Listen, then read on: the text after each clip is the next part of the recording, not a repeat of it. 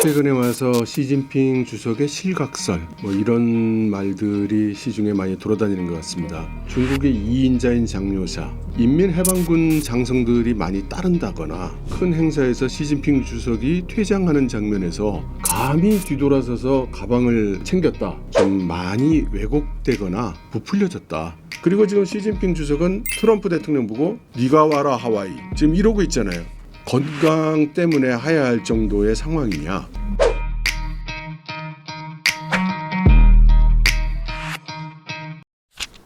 일타강사 함께하는 경제일타입법. 중국 권력을 장악해온 시진핑 주석의 실각설이 대두되고 있습니다. 그 근거는 무엇일지 이분과 함께 짚어보겠습니다. 이철 박사님이십니다. 박사님 어서 오세요. 네, 안녕하세요. 네, 박사님. 최근 시진핑 주석이 중국 2인자인 장류샤에게 군 주도권을 빼앗겼다. 이런 이야기가 나오더라고요. 이러다 보니까 시진핑의 실각설이 좀 퍼지고 있는 것 같은데요. 이 이야기가 나온 배경에 대해서 먼저 설명 부탁드립니다. 예, 최근에 와서 시진핑 주석의 실각설, 심지어 구테타설 이런 말들이 시중에 많이 돌아다니는 것 같습니다. 결론부터 말씀드리면 저는 이러한 속설에는 충분한 근거가 없다고 생각하고요. 좀 많이 왜곡되거나 부풀려졌다. 이렇게 생각을 합니다. 중국의 2인자인 장요사, 장요사가 2인자도 아닐 뿐더러 그 장요사에 의해서 시진핑이 위협을 받는다고 추정할 만한 그런 근거도 별로 좀 없는 것 같습니다.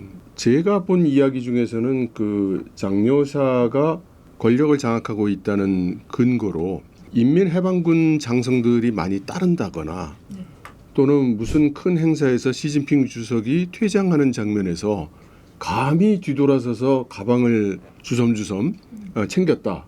이런 정도인데요. 우리는 북한이란 존재를 수십 년간 겪었고 하품했다고 그 강등을 당한다든가 태도가 나쁘다고 처벌을 받는 걸 봤기 때문에 이런 것이 그다지 어색하지 않죠.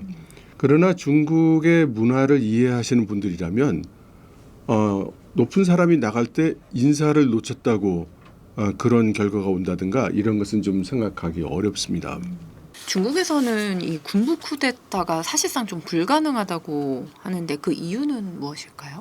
첫째는 중국이라는 체제가 당이 우선입니다. 그리고 둘째는 군대의 조직 구성이나 히스토리가 우리하고 많이 틀려요. 이 당이 우선이라는 개념을 우선 조금 이해하실 필요가 있는데요. 우리가 이제 한번 옛날 구소련을 생각해 보죠. 이 소련이라는 것은 소비에트 연방이잖아요. 가장 최상위에 있는 것은 공산당이 있는 겁니다. 그러면 각 나라들은 국가 주권을 가진 국가들이지만 공산당의 이념하에 뭉쳤기 때문에 하나의 깃발 아래 온 거고 하나의 국가는 아닌 거죠. 연방 국가죠. 그죠? 그래서 중국에서도 각 성이 있고 자치구가 있잖아요. 이 또한 그 구소련의 제도를 그대로 본따서 만든 겁니다. 그러니까 당이 모든 권력을 장악하고 있는 거예요. 그래서 우리는 과거에 그 권위주의 정권을 겪었기 때문에 예를 들어 전두환이라든가 예를 들면 박정희라든가 이런 사람들이 한 개인이 무소불위의 권력을 휘두른 걸 우리는 봤고 그게 우리에게 익숙해요. 그런데 중국에서 그랬던 사람은 잠시 그 권력을 휘둘렀던 마오쩌둥 외에는 없습니다. 항상 중국 공산당도 당이 권력을 가진 것이고 당 내부의 권력은 집단 지도 체제로 이렇게 같이 공유되어 있는 거예요. 그럼 군은 어떻게 되느냐? 우리나라는 군이 정부 소속이에요. 국방부가 군을 다스리잖아요. 근데 원래 인민해방군이라는 이 군대는 이 만들어질 때 정부군으로 만들어진 게 아니에요. 당시에 일본하고도 싸우고 또 그 중화민국하고도 싸우고 이럴 때 각지에서 나름대로 조직돼서 자기들이 알아서 싸우던 군대였습니다. 그러니까 이런 군대는 역사적으로 이게 우리 거지 이게 무슨 정부라든가 당이라든가 거라고 생각을 잘 안 해요.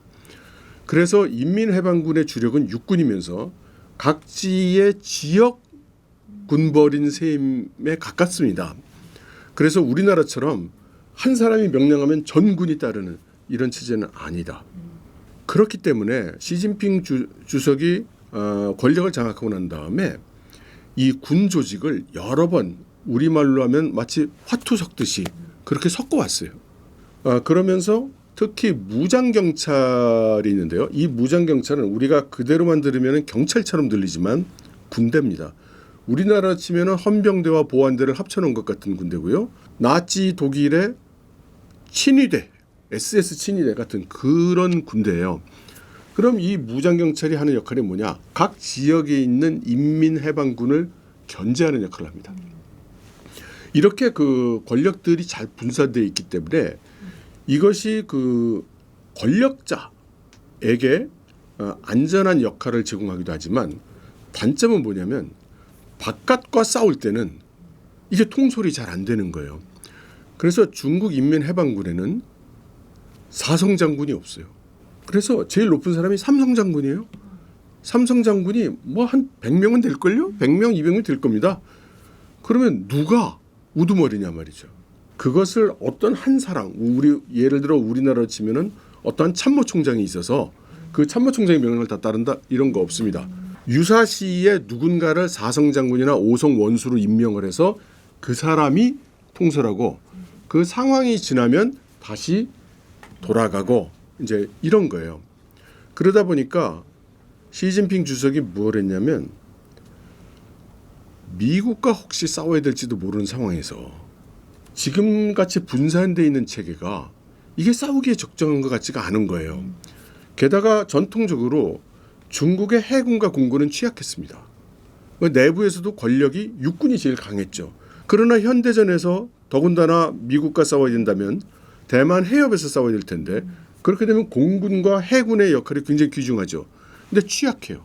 그래서 시진핑 주석이 또 이거 군의 조직을 개편해서 소위 로켓군을 만들고 각종 최첨단 무기를 그쪽에 밀어주고 그다음에 승진도 그쪽에 밀어주고 또 그 통합사령부를 만들어서 6해 공군이 3군이 종합적인 작전을 하도록 하면서 그 리더십도 이 로켓군에 줬어요. 그러니까 말하자면 시진핑 주석이 자기 마음에 맞는 유능한 사람들로 골라서 그렇게 만들어 왔던 거죠. 왜 이런 시진핑 주석의 실각설이라든가 군의 지지를 못 받고 있다든가 하는 말이 나오는가 하면 작년 약 6, 7월부터 시작해서 로켓군의 많은 장성들이 처벌을 받았습니다. 이거를 보고 여태까지 시진핑 주석이 굉장히 애지중지 키워오고 힘을 몰아줬던 부대의 장군들이 마구 처벌을 받으니까 이것은 시진핑 친위대격인데 이 사람들이 막 이렇게 되는 걸 보니 군대 내에서 시진핑 주석이 권력을 상실한 모양이다. 이제 이런 생각들을 하게 되는 것이죠. 네. 그러나 이게 조금 더 생각해 보시면 말이죠. 방금 말씀드렸다시피 중국의 인민해방군이 일사불란한 데가 아니에요. 그러면 그 각 군구에 있는 이 소위 군벌들 이 사람들도 지역별로 자기 세력권이 있어요. 마치 조폭들이 각 지역 차지하고 있는 것처럼. 그러면 지난 10년 동안 시진핑 주석이 그 첨단 무기를 몰아주고 가장 유능한 친구들을 갖다 집어넣고 또 승진을 시켜주고 훈련을 집중하고 이렇게 강화해온 이 정예군인 로켓군을 인민해방군 어떤 부대가 공격을 하고 압박을 하고 너 안 내려오면 내가 어떻게 하겠어 이런 말을 할 수 있겠어요? 그게 가능할까요? 이제 그 무협영화식으로 표현하자면 방금 천하에 이 로켓군을 이런 식으로 할 수 있는 힘을 가진 사람은 시진핑 주석 한 사람밖에 없습니다. 그러면 시진핑 주석이 왜 이런 일을 했느냐? 그것은 로켓군에 큰 문제가 일어났기 때문에 그래요. 크게 두 가지 사건이 일어났습니다. 하나는 중국에서 정찰 풍선이 미국으로 날아간 사건이 있었어요. 근데 그 뒤에 어떻게 된지 여러분들 소식을 전혀 못 들으셨죠? 그 뒤에 대한 소식이 미국으로부터도 안 나오고 중국으로부터도 안 나왔습니다. 뭔가 있는 겁니다. 그리고 그 당시에 미국의 공군대학에서 로켓군의 비밀 정보를 웹사이트에 다 까발리는 사건이 있었습니다.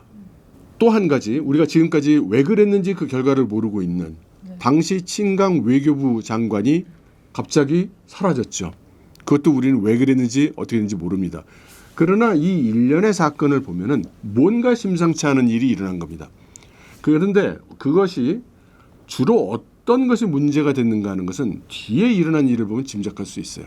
아까 말씀드린 로켓군의 대부분의 장성들이 처벌을 받았는데 그 이유가 부패였습니다. 로켓군을 중심으로 해서 10년이 넘게 수많은 예산과 자원을 밀어줬는데 실제 시진핑 주석에게 보고됐던 그 전쟁 준비 상태와 실제 상태가 많이 달랐던 거예요. 그래서 그때 많은 그 국영 군수 기업의 회장님, 사장님들도 많이 잡혀갔어요. 그래서 저는 이걸 어떻게 해서 그러냐면 실제 본인이 알고 있는 것처럼 준비가 되어 있지 않은 인민해방군, 그중에서 로켓군의 상태를 보고 진노한 시진핑 주석이 이것들 다 옷 뺏겨 뭐 이런 식의 결과가 진행됐기 쉽다. 이 상황을 계속 모니터링을 하고 있어야 이 맥락이 이해가 되는 거고요. 최근에 맨 마지막 장면 회의를 했는데 시진핑 주석이 나가는데 감히 등을 돌렸어. 이걸 가지고 판단하는 거는 너무 그 근거가 희박하지 않나. 저로서는 그렇게 말씀을 드릴 수밖에 없을 것 같습니다. 박사님은 지금 시진핑 주석의 실가성에 좀 근거가 없다고 얘기를 해주셨는데 이제 또 반대로 그 주장을 하는 쪽의 이야기 중에 하나가 6월 말에 이제 원로 정치 개입을 제도화하는 새로운 조직이 이제 신설됐다. 시진핑 주석에 대한 견제가 본격화됐다. 이런 해석이 나오더라고요. 이 주장 어떻게 보실까요? 그 주장은 얼마 전에 소위 그 당에서 결정한 사항을 이제 각 부처에서 집행을 할 때 여러 가지 충돌되는 게 있기 때문에 그것을 조정하는 그런 기구를 두겠다는 발표가 나온 것을 두고 하는 말인데요. 그 개인 말씀을 드려도 되는지 모르겠는데 우리나라의 좀 유명한 국책 연구기관에 있는 제이모 박사님은 이렇게 말씀을 하셨어요. 사람들이 오해가 많다. 이 기구는 보통 명사로 쓴 것이지 고유 명사로 쓴 것이 아니다.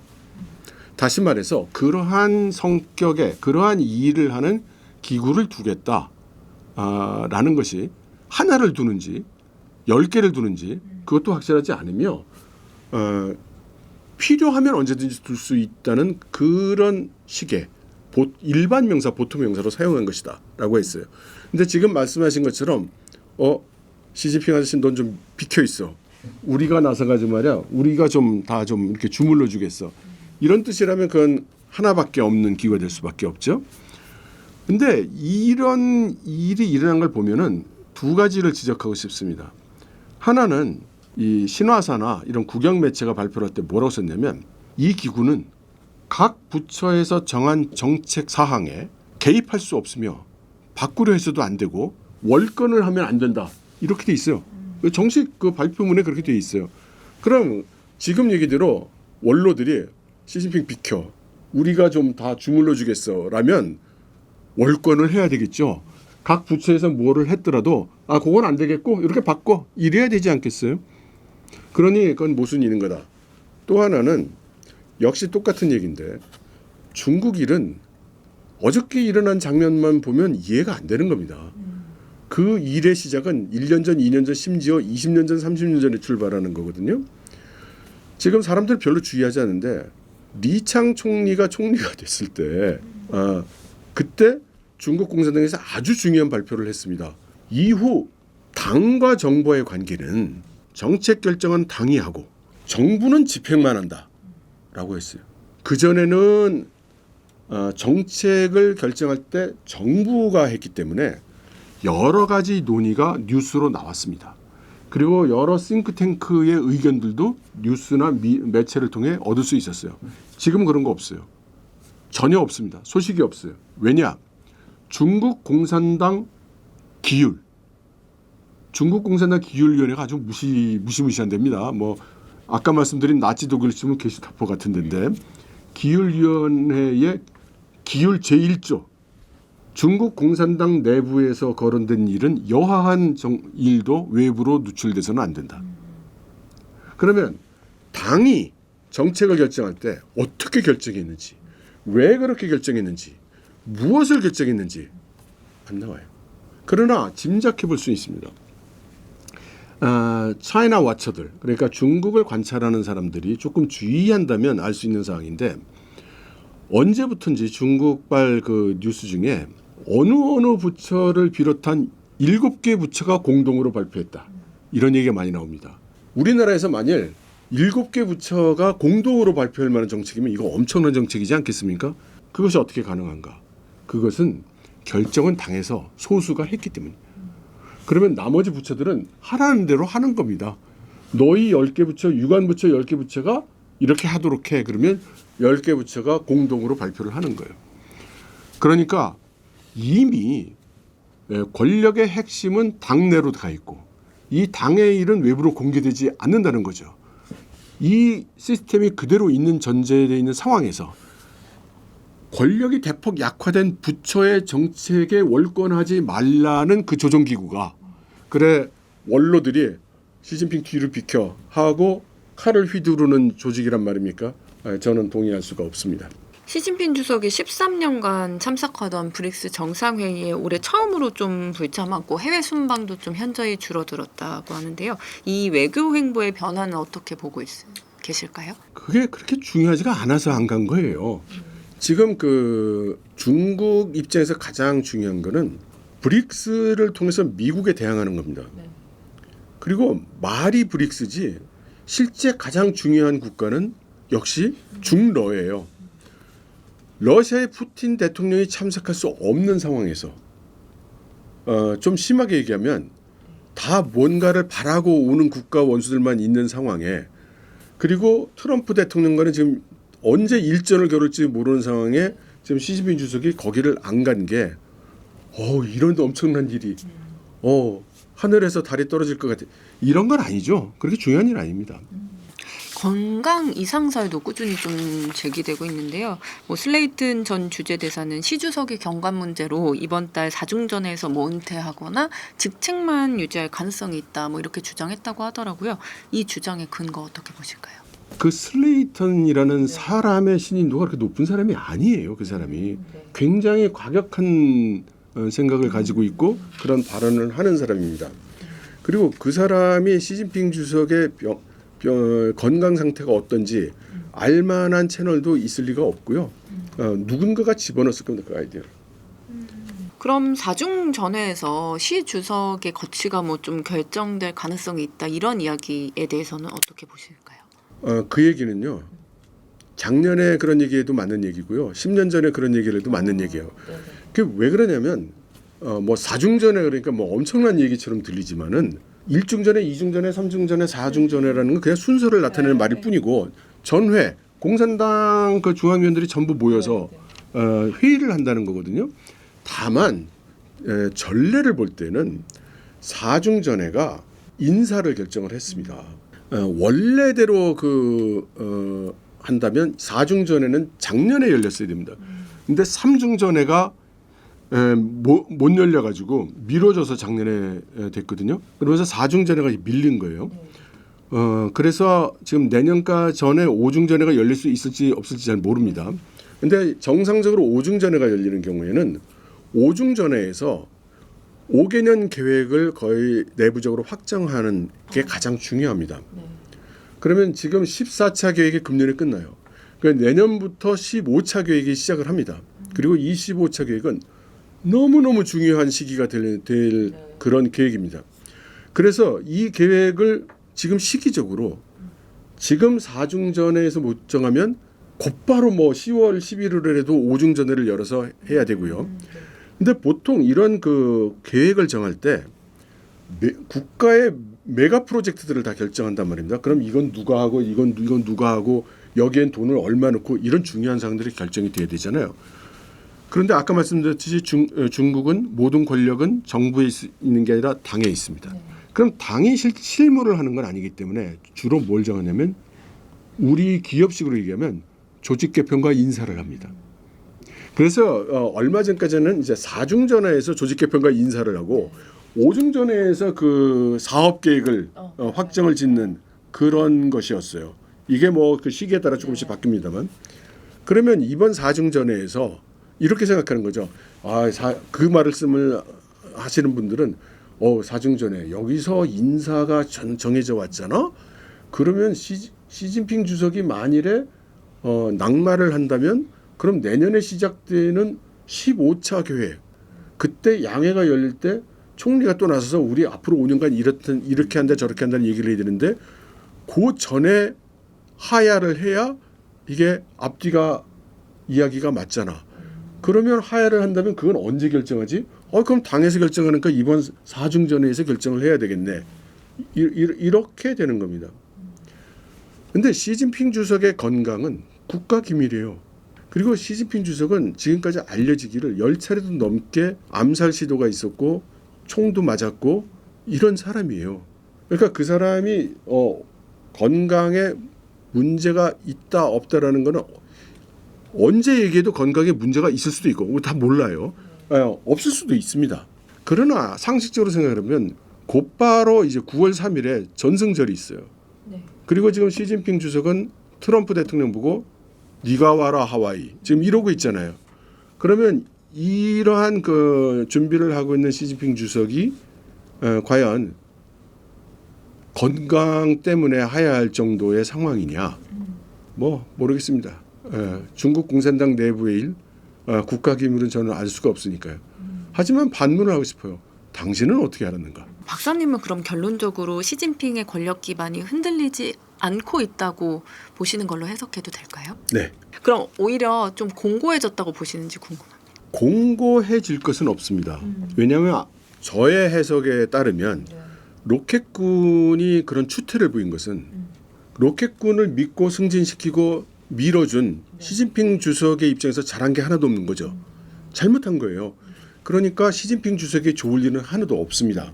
그래서 이것 때문에 손가락질을 당해도 할 말이 없는 상황인 거죠. 그래서 전보다 나아진 것은 아닙니다. 그러나 이로 인해서 지금 떠도는 소문처럼 그런 무슨 실각을 하는 이런 정도는 아니라고 이제 말씀을 드리는 거고요. 이 상황에서 조금 후계자로 보일 만한 사람은 또 인물이 있을까요? 그동안 중국 공산당은 가시적으로 후계자를 직접적은 아니더라도 간접적으로 제시를 해왔습니다. 그런데 그게 3년임을 하면서 그런 일이 없어졌고 그러면 4연임을 하느냐 이번에 그 후계자를 내느냐인데 여태까지의 관례로는 후계자가 될 사람은 그 전 임기에 이 7인 상무위원회 중국 공산당 최고의 권력기관인 7인 상무위원회의 상무위원으로 들어왔었어요. 그리고는 실제로 그 상무위원회를 운영하는 걸 같이 보면서 나라 일도 배우고 자기 권력도 강화해가면서 다음 권력 승계를 준비해 왔죠. 기본적으로 두 가지 가능성이 있습니다. 하나는 지금 7인 상무위원회에 있는 사람 중에 누군가가 주석직을 승계를 받는다는 거고요. 또 하나는 누구에게도 알려지지 않았던 아무도 생각하지 못했던 사람이 뿅 하고 나타나서 승계를 하는. 근데 이 후자의 가능성은 대단히 적어요. 이 중국 같은 거대 국가, 소위 거상만보라 해서 큰 코끼리는 천천히 걸을 수밖에 없다는 이 나라를 어느 날 깜짝지어하는 식으로 국가 지도자를 바꾼다는 것은 생각하기 어렵습니다. 그러면 첫 번째인 경우에 지금 시진핑 주석을 대체하고 권력을 장악할 만한 그런 인물이 있는가? 있다면 누구인가? 저는 일단 없다고 봅니다. 그러니까 지금 그 다음 권력을 승계하는 사람 몇 가지 문제를 풀어야 되는데 우리나라 그 여러분들의 대부분의 관심은 중국의 경제 문제에 있어요. 중국의 경제 문제와 그 뉴스를 보고 본인이 산 주식이 오를지 내릴지 여기에 관심이 있거든요. 그런데 세계 사람과 중국 사람들의 관심은 한국 사람들이 사가지고 있는 주식이 오를지 내릴지에 대해서는 관심이 하나도 없습니다. 자기들 국가가 어떻게 될지가 관심이 있는 거죠. 그러면 중국 공산당이 지금 맞닥뜨려 있는 국가적 도전, 국가의 난제가 뭔가? 미국을 해결해야 되고 대만 통일 문제 해결해야 됩니다. 그죠? 그리고 나서 무슨 경제를 하든 뭐 소비 진작을 하든 이제 그게 있는 거예요.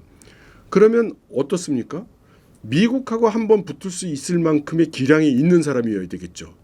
그리고 대만 문제 경우에 따라서는 무력을 동원한다고 생각하면 군을 완전히 휘어잡을 수 있는 사람이 됩니다. 그리고 나서 무슨 경제라든가 이런 실무적 내치에 대한 그 정견이 있는 사람이어야 되겠죠. 지금 있는 7인 상무위원회에 시진핑 주석을 제외한다면 그럴 만한 사람은 없어 보입니다.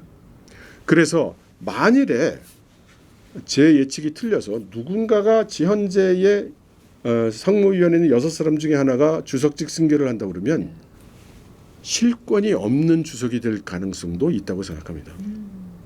투자 상담 자격을 갖춘 MTNW 소속 어드바이저가 카카오톡 오픈 채팅에서 명쾌하게 종목을 무료로 상담해 드립니다. 이제 QR로 바로 참여하세요.